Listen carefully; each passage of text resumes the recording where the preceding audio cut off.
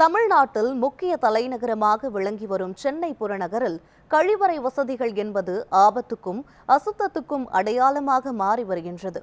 இதுகுறித்து விவரிக்கிறது இந்த செய்தி தொகுப்பு.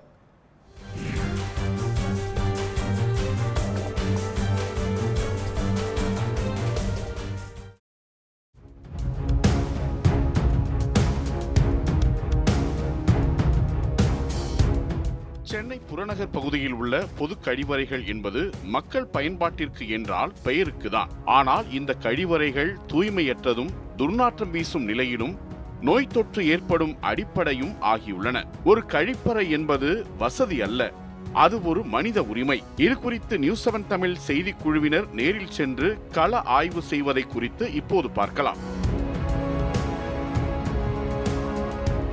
1 கோடி மக்கள் வசிக்கும் சென்னை நகரம் தொழில்நுட்ப வளர்ச்சியில் முன்னணியில் இருந்தாலும் பொது கழிவறைகள் குறித்து சொல்லப்படுவது வேதனையை அளிக்கிறது. இதிலும் குறிப்பாக பொதுமக்கள் அதிகம் கூடும் இடங்களான மெரினா, பட்டினப்பாக்கம், பூங்காக்கள், வர்த்தக மால்கள் போன்ற இடங்களில் பொதுமக்கள் இயற்கை உபாதைகளை நேரில் கழிப்பது ஒரு தொடர்கதை போலவே நிலவுகிறது.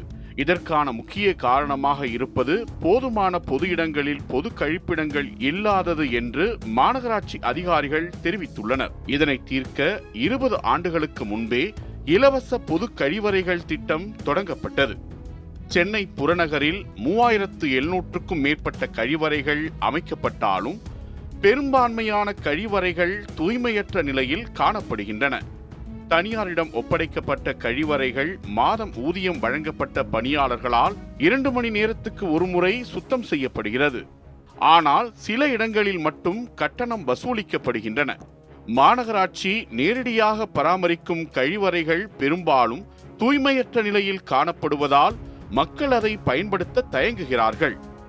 மேலும் பொது கழிப்பிடங்களை சுற்றி எப்போதும் அசுத்தமாகவும் துர்நாற்றம் வீசும் வகையிலும் இருப்பதால் சுகாதார சீர்கேடு மிக்க இடமாக காட்சியளிக்கிறது.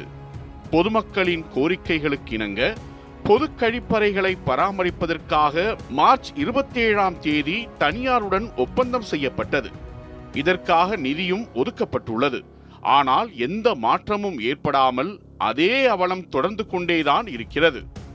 முறையான கழிப்பறை வசதிகளை சீரமைக்க வேண்டியது மாநகராட்சியின் கட்டாய பொறுப்பாக உள்ளது. சுகாதாரமற்ற கழிப்பிடங்கள் மக்கள் உயிருக்கு ஆபத்தாக மாறும் முன்பே உரிய நடவடிக்கை எடுக்க வேண்டும் என்பதே பொதுமக்களின் கருத்தாகும்.